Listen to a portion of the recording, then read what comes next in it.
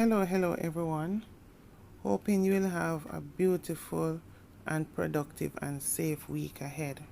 Over in St. Catherine, a man who attempted to take his girlfriend's life by injuring her throat with a knife was fatally taken out by the police at his home in Banton district, St. Catherine. You know, Banton district is near over into Kitson town there. The deceased has been identified as Kemar Robinson, a laborer. When police arrived at the address after being alerted of a domestic dispute around 11:30 a.m., as neighbors heard cries for help and murder and things turning over and crashing to the floor.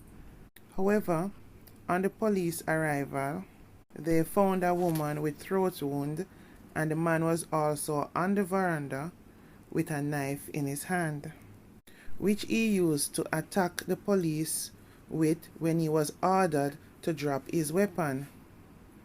"Yeah man, take him out," shouted one resident, to which others joined in. "Yes, take him out." "Oh, you mean man, take him out."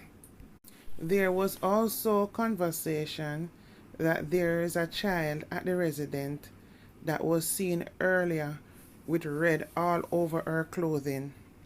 The man charging at the police with the weapon led to the police firing shots that took him out. The man and woman were rushed to the hospital where the man was pronounced and the woman admitted in very critical condition.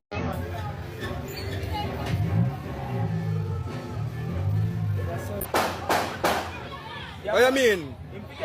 Calling up him bomb. What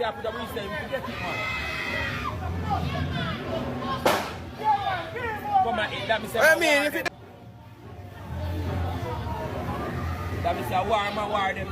Based on the response by the residents to the domestic dispute, it seems this man regularly was abusing this woman, that even the neighbors had enough of him.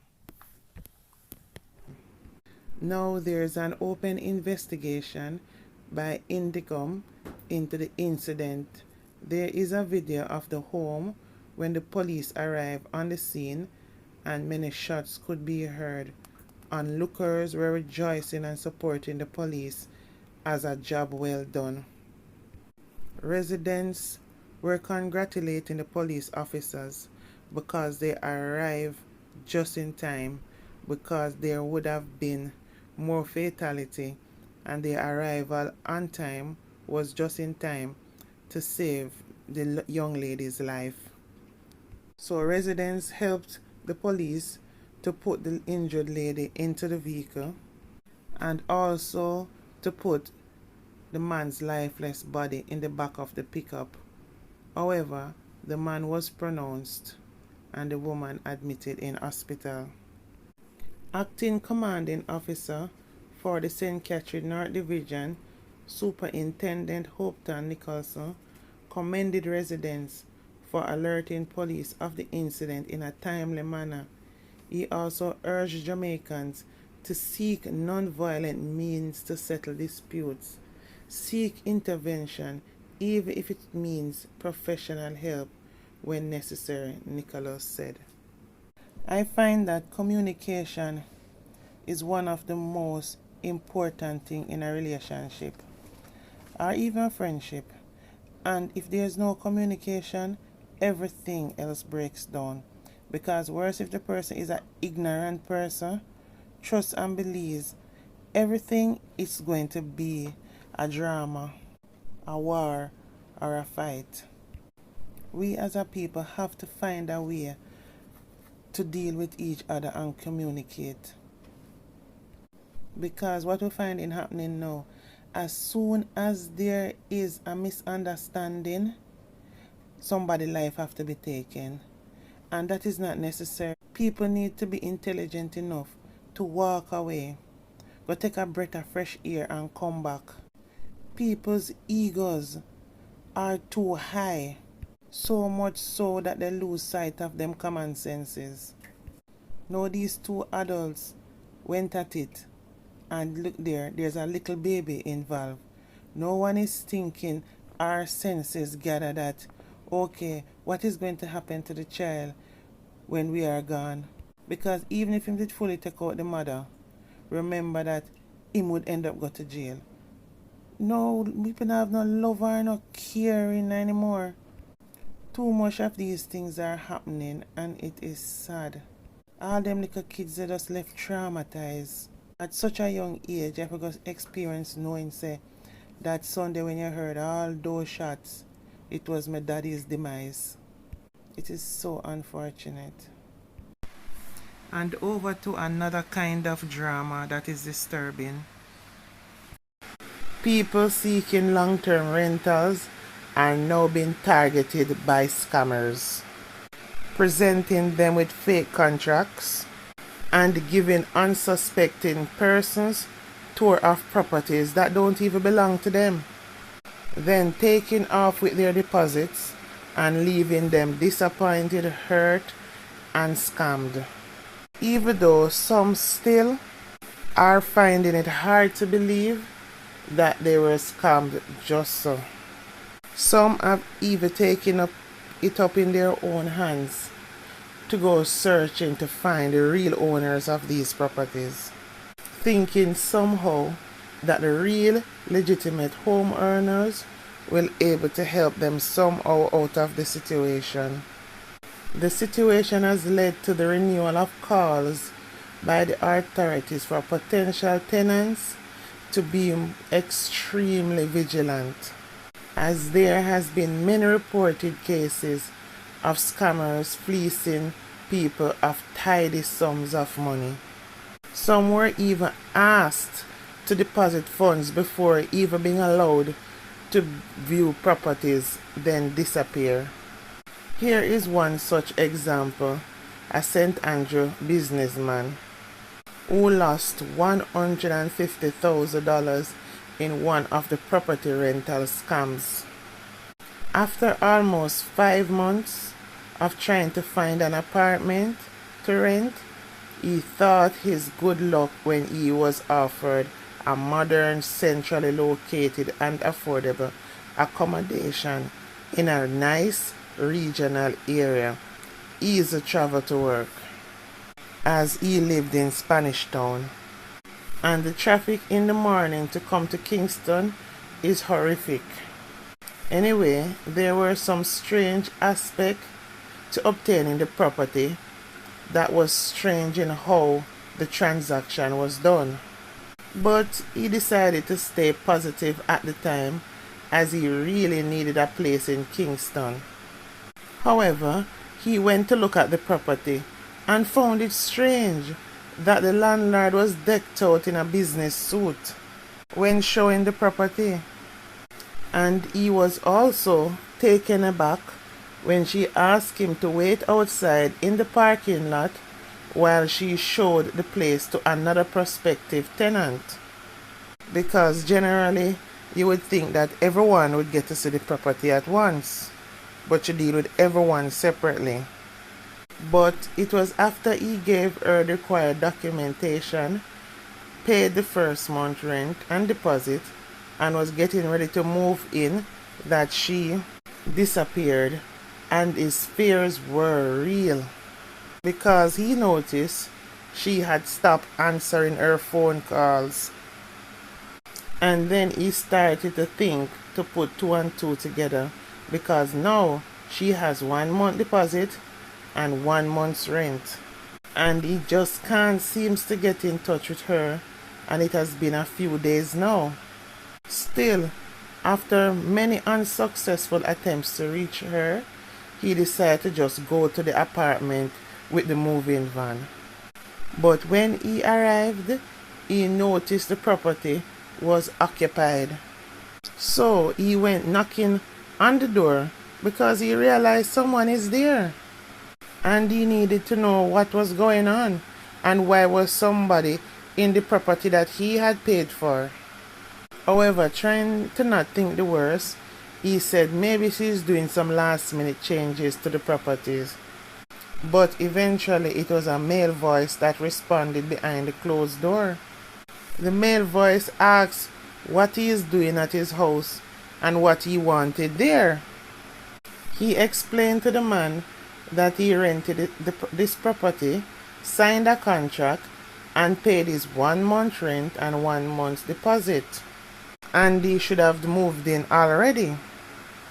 Now, this man was the real legitimate owner of the property and informed him that he uses his property for Airbnb rentals, not long-term rentals. And however, it was the woman who listed his place for long-term rentals. And how it seems the woman must have used someone else to rent the property for her via the Airbnb platform, and it was only after he noticed an increase in traffic at his property through his security cameras that he recognized it was the same lady that had done something similar before, as she had used this property a few months ago and he had to report the matter to the police. However, by talking to the property owner, he realized that the woman not only scammed him, but had given him a fake name and fake identification card. Let me interject right there. So, you see, when you're doing transactional business with people, don't make them show you an ID for a place where them work, where them have around them neck. You want solid identification where bank would take because of your money you're dealing with. You tell them, say you want driver's license. I know you desperately want the place, but at the same time you desperately want to make sure your money is secure too, especially in this time. Make sure you get solid driver's license, you can see back and front and you know the person on it, or you get a valid passport where you can look and at it and see it's the same person on it. You understand? Even in your desperation for a place, you have to have your head well screwed on your body, and I think that's where he dropped the ball, because if she just have a identification card, anyone can get identification card set up if they know the right persons to do it. He realizing at that moment that this lady went all out, everything was fake. That's when it hit him that he's living in a dangerous country. Because when you think about crime, you think you have an idea what a criminal looks like. And this lady was not what a typical criminal would look like. And in no way, meeting this woman, the thought of a criminal would cross your mind. It's absolutely shocking that even to simple rent a place from somewhere, you have to be so careful. He said the advertisement of this place to rent was listed on a very popular website, only to find the scammer had rented the place for an Airbnb, then emptied the house. Then after she took people money, she furnished back the place, hand back the key to the legitimate owner and disappear. And another thing, to report it and to get justice is another works that's very discouraging, as it's a long and tedious road and very time consuming, as the police outlined. Because firstly, he needed a statement of the bank transaction, then go downtown to the Kingston-based fraud squad, and still it just don't seem like there still would be a chance to catch this woman and get back his money. Same with my friend. She lived with a landlord that, you know, them landlords there, from the day when the rent is due, them basically camp out around the yard to just make sure see when you go in and come in. Anyway, my friend, she always leave out very early to go to work. And on the morning when her rent would be due, this woman would get up early before daylight and water every stone in the garden. because she knows that the girl goes to work very early. Remember, the day not done yet, And the young lady could be when she come back in the evening, she going to pay it. It don't have to be before daylight in the morning. Anyway, she gets fed up of her being like that. And the said landlord, if a holiday is coming up, the landlord would start harassing her that holiday coming if she can't get the rent a little earlier.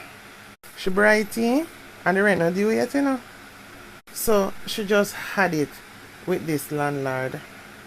Anytime she buy anything new put in the house, the woman would make comments along the line of she have money. I remember as a young lady, she taking time buying up her things. It's not necessarily have money, but she building herself. But a lot of these landlords don't have nothing to do. Them just sit there and watch every movement that the tenants make. That's why I always tell people, if you can avoid renting a place where the landlord live there too, are the best thing you ever do for yourself. More peace of mind. Anyway, she heard about an apartment renting and went to look at it. Lo and behold, she paid a deposit as the lady told her only if she made a deposit she can hold the place for her, as the place was being painted up and fixed up, and telling her that many people have been calling and coming by. So to ensure that she would get it, she do as the lady say, pay 1 month's rent. Anyway, few days later, the lady called her and told her she should come and pay the first month rent now. Remember, she paid the deposit already, so it will be the first month's rent now. So I tell her, make sure when you go pay the first month rent, now you go pick up the key now, because the place must done fix up. When she came back with a receipt, but no keys. She said the lady said she can come and pick it up weekend, which was a few days away.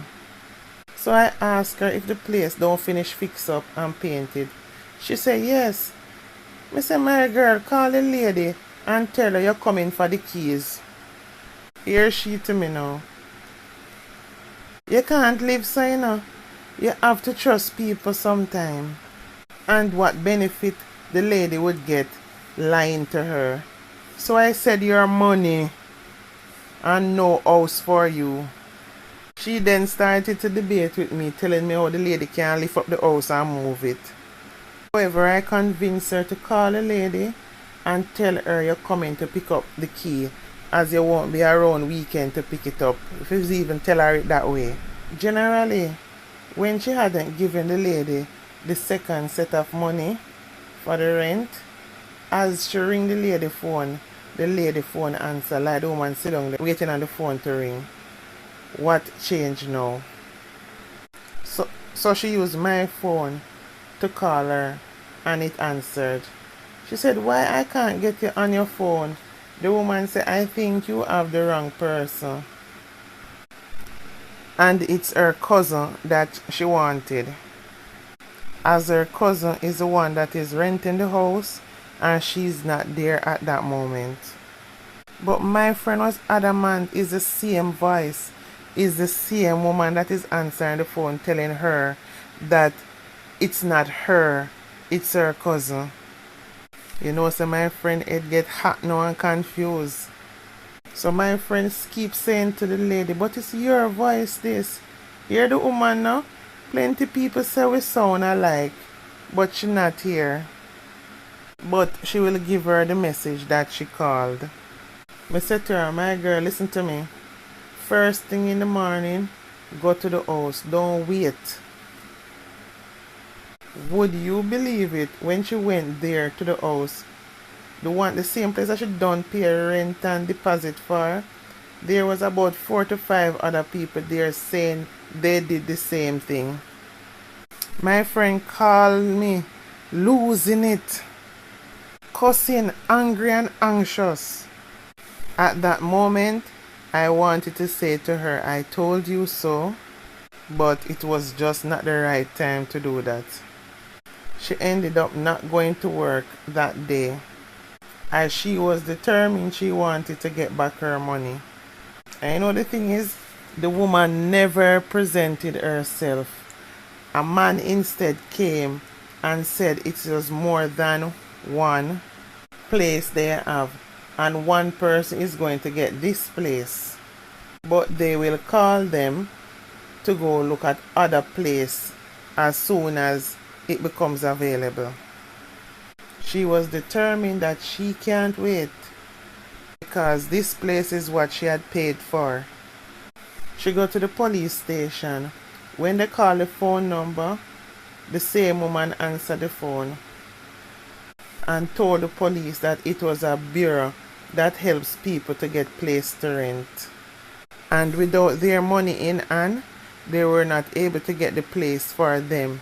So that is how they do it. And that's what she had signed up for. One bag of go and come, go and come, go and come. As my friend said, she never signed up for nothing like that. The only thing she signed up for is the same place that she went and saw. That's the place she was expecting to get. So even going to report it to the police was not much help either. The long and short of it, she never get anywhere via them, and it took her 3 to 4 months to eventually get back her money in piece. It's just hard to comprehend for a lot of people that there are people out there with lone criminal intent. Worse, when you're dealing with money, you have to be very vigilant and aware. Worse, when you're doing any monetary transaction, you have to come up with strategies to secure yourself. Move with technology. We're in a technology time right now. Video transaction. Video where you are, what you're doing. You video the place and see if you can catch the same person who is doing the transaction. Make sure you can catch them in the video as well. Them full picture.